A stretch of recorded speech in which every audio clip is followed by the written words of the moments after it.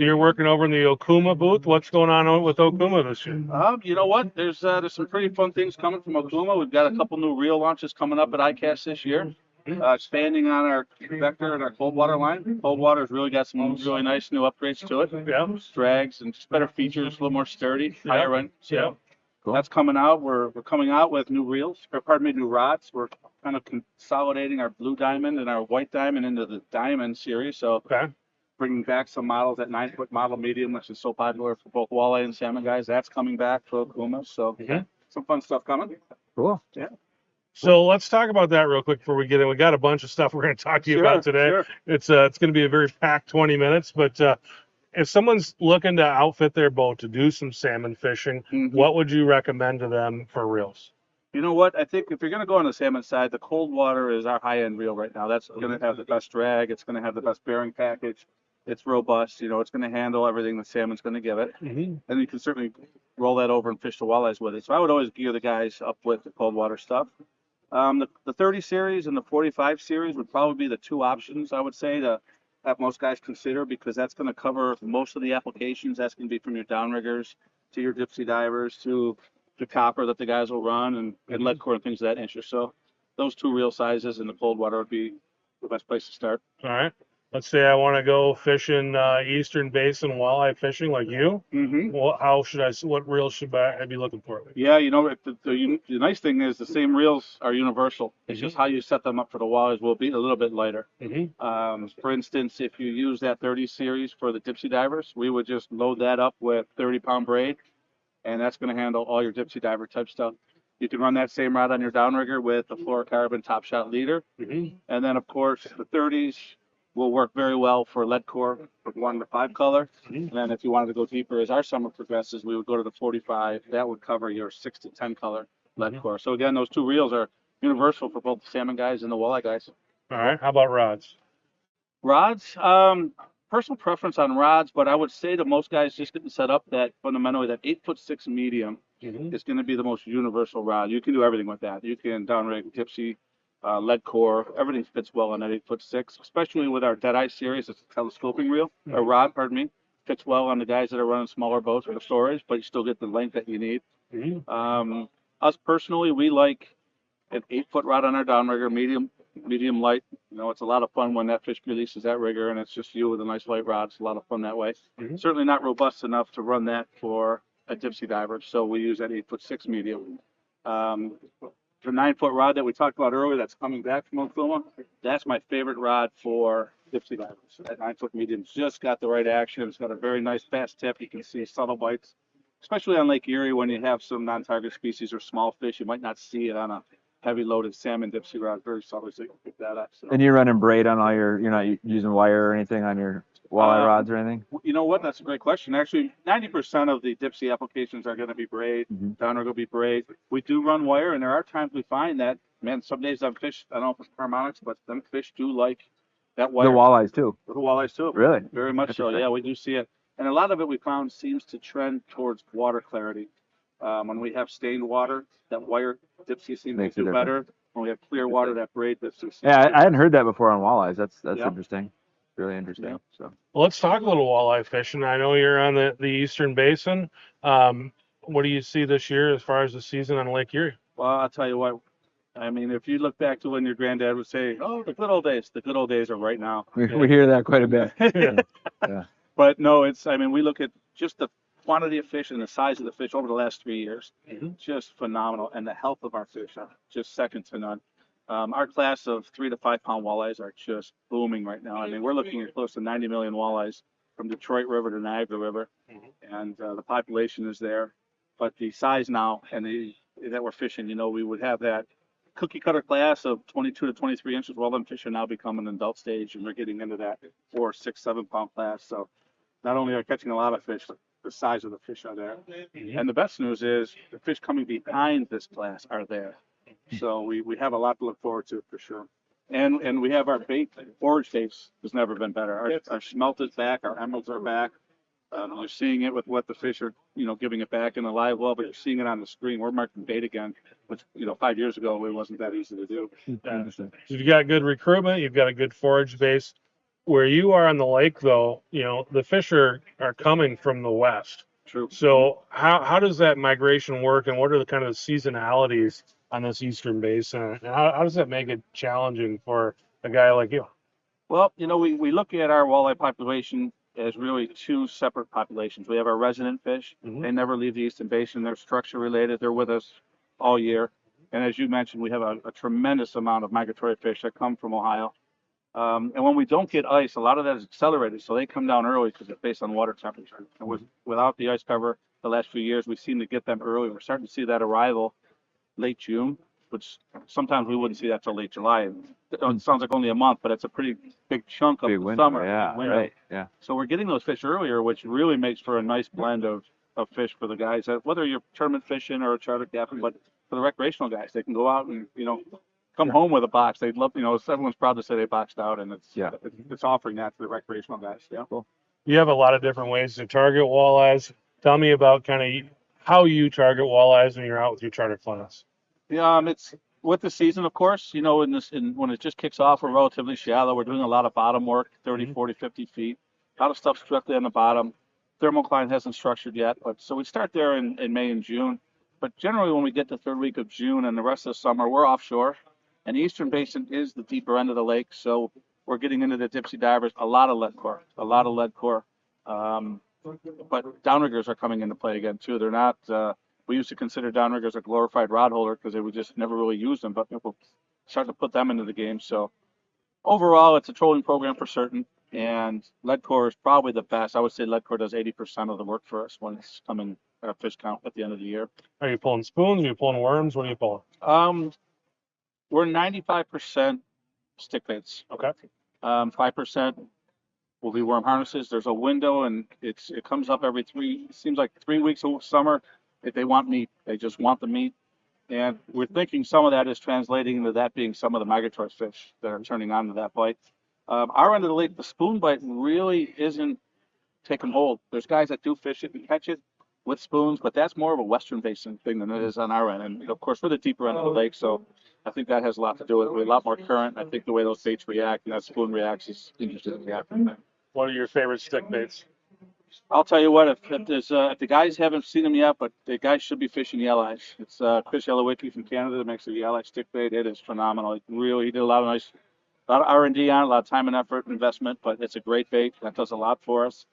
The classic bomber, long A bomber, still a staple. Because you guys are using all shallow runners, right? No, not deep diving sticks. You're using right, shallow sticks, yeah. And which kind of seems ironic is we're the deep end of the lake. Yeah, we're right. running shallows. But you're running them on downriggers and leg core, and that's right. Yeah. And if you look back at the bomber long A and you look at the Joe Ranowski's lure, right?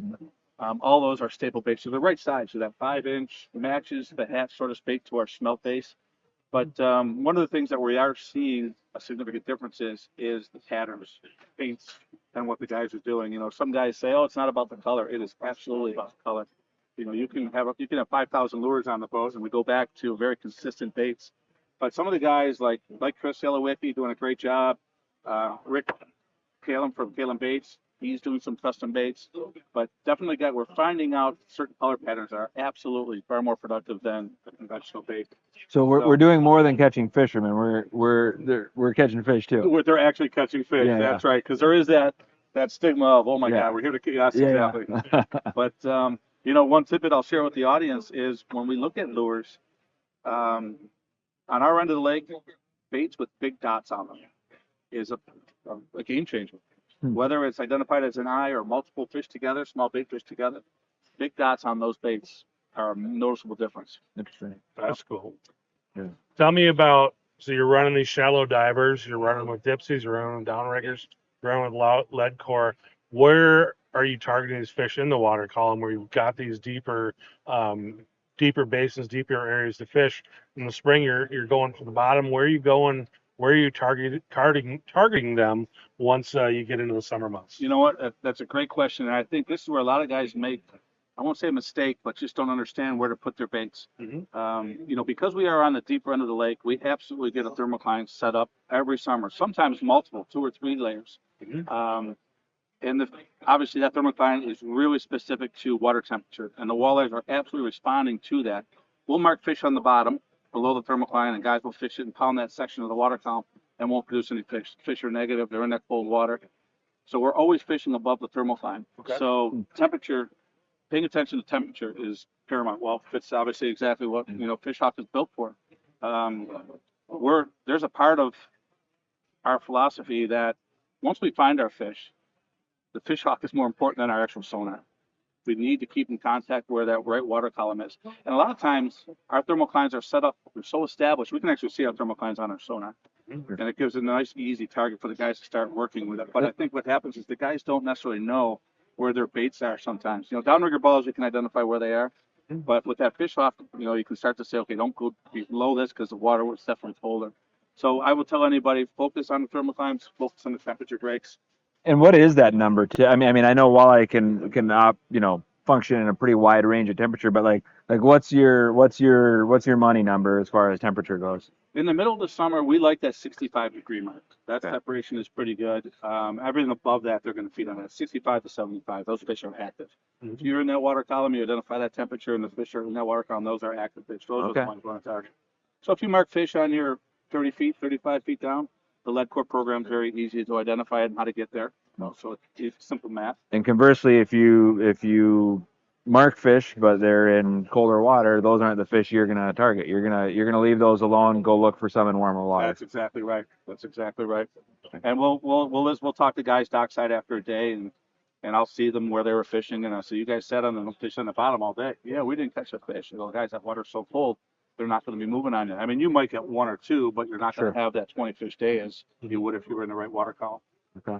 Well, these are all good tips for people who are going to come see you later this year for the Sunset Bay Walleye Shootout. We got to talk about that. I got a good walleye shootout story. All right, so let's have it. I'm gonna share it because I haven't talked to you since I had it. So had a gentleman and one of my two gentlemen actually from, I believe they're from Tennessee. Okay. And they waited, I think they said 5 years to get a spot in the tournament. One opened up this year and they jumped on it.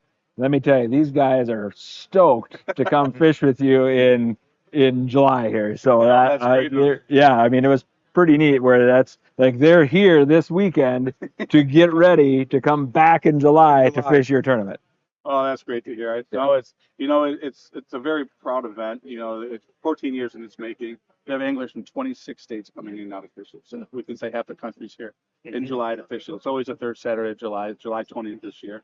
And I think it was Paul Davis from Tennessee that I think I recognize who. I think I've seen him. Yeah, no, he's excited. He said it took him 5 years to get a spot. So you know what? And how many boats is it this year? We opened up our fleet. We're gonna max cap it out at 200 this year. Okay, it is 200. Okay. So we do have a little room left. We're trying to expand it. Let some of the guys that have been on the waiting list. We've reached out to them, given them the opportunity, and so now we're at a point where, hey, if you guys want to fish it, we have some spots, and we kind of put it out there as a first come basis now, give everybody a chance. And but we found that 200 is going to be our cap, just from logistics of moving coolers and boats. But it makes for a great event. I mean, we had 1,000 guys at our captain's meeting last year. Wow. So, crazy. but we timed it properly in the sense of our fishery. That's kind of, we talked about the migratory fish are generally here. Our resident fish are very active, so the fishing is very good. So everyone's really out there and doing fairly well, and it always comes down to that one or two fish in the box to make it look good. And if it, a winning box, I'm sure it varies by year, but what's it going to take to win it this year? I think this year, with the growth rate we've had and looking at years prior and where we are with the class of fish that are out there, I would say a 40 to 42 pound box or 6 fish is going to do it. So we kind of 7 pound. That's a 7 pound average, which is very doable. Yeah, to a Minnesota guy, that'd be like a lifetime. That'd be like the day of a lifetime there. So. Yeah, but it's fun. It's impressive, and we're very for the tournament itself. We do an interactive live weigh-in. We have a very unique venue right on the beach, right along the edge of the little lake, and it's beautiful. We bring a stage in, and we do a hot seat format where essentially the leading team is sitting on some elevated stools, and then they stay there until someone bumps them off weight-wise, and essentially last team standing wins it. And what we've done over the years, if we know that Tom Smith has a big box, we kind of hold him to the end and the excitement. And it's to see the emotion with the anglers and the high fives and the man hugs and the crying, and you look out and you see 2,000 people in the audience watching. It's really, really cool. Very, very fun. And you guys have a heck of a prize package. I mean, this isn't you're going to win $200 to win the tournament. I mean, you guys really. There's a reason why these people want to get in this tournament. Yeah, there's we appreciate all level of anglers, right? So we also understand that some guys are coming a long way. It'd be fun for them to win something, and if they win something, we want it to be significant. We don't want them to just say, "Hey, there's 2 lures, thanks." No, it's kind of we want everything to be significant, to be appreciated, and we've been fortunate to work with so many great sponsors, you guys included, that we have on our Friday night of the event of the tournament. We have 50 prize packs that go out, and basically every team, their poker chip goes in there, and it's just a blind draw. But fundamentally, 1 out of 4 teams is going to win something, and the minimum value is 500. The last 10 prizes are brand new motors. Oh, cool. Brand new motors. That's why people want to get in this tournament. Yeah, right. So the guys will tell you it's almost worth it just to be in for the Friday night. Yeah, it's a great giveaway. raffle. Yeah. But then it does lead into Big Fish Friday, which is a warm-up day. You know, everyone's fishing anyway, so there's some side money there, and that pays very well. And then the main event is obviously where all the money's made. We pay the top 15 for the main event. We're going to pay the top 5 for the largest walleyes of that event, and it's stacked fairly heavy. Right. We have a long list of Calcuttas. There's 4 normal Calcuttas, and then we have what's now called our big wave Calcutta, which is a $1,000 entry. And what's unique about that is essentially we do it in blocks of 20. So the first 20 that pay $1,000 for the big wave, that's the fleet they're fishing against. Unlike a normal Calcutta where you're fishing against the whole fleet of the tournament. For the first 20 boats, that's kind of a mini tournament amongst themselves. And then we just pay the top 3, 10,000, 6,000, 4,000, but you're only fishing against 17 others. And that became very popular. So the first year we did that, we sold out 20. Last year we sold out 40. This year we're going to do 3 blocks of 20. So Okay. a lot of money there. So 3 different Calcuttas. 3 different Calcuttas on the big wave. One thing I'm very, very proud of and worth mentioning was we're giving away a brand new Skeeter WX Walleye Series boat this year. Sweet. So that's kind of neat. And the way we're doing that is, and that's a $125,000 boat package. Yeah. Fully loaded, ready to go, ready to fish. And the way that's being given away is that Friday, Big Fish Friday, we take your team's way to that fish. We take the main box for the Saturday, and then we take the biggest fish of Saturday. Just simply add those 3 scores together. That's going to determine your boat. That turns into a winner. Wow. So if you have that colossal, wonderful, you get. So you could potentially, you're going to have to finish high on Saturday, but you could potentially finish 2nd or 3rd on Saturday, have a big fish on Friday, and still take home the Skeeter. You're exactly right. Pretty cool. Pretty neat. We're excited about it. So it's going to be a lot of fun. A lot of cool ways to win. And, we look at if a guy does the all-in approach where he's in the big wave Calcutta, he's in the normal Calcuttas, he has that big day on Friday, Saturday. And, I mean, he's looking $175,000. Yeah. Not That's so much. a bad day. Not a bad week of fishing. Very good. If you want to know more about the Sunset Bay Walleye Shootout, you can go to the website walleyeshootout.com. Captain Don, anything else before we let you go? No, guys, once again, thanks for having us. We always appreciate spending time with you. Appreciate your support of the tournament. And we're just very proud of the walleye fishery that's here and what's in front of us in the future. Should be. Yeah. 7-pound average. Yeah, you can be pretty proud of that stuff. Yeah.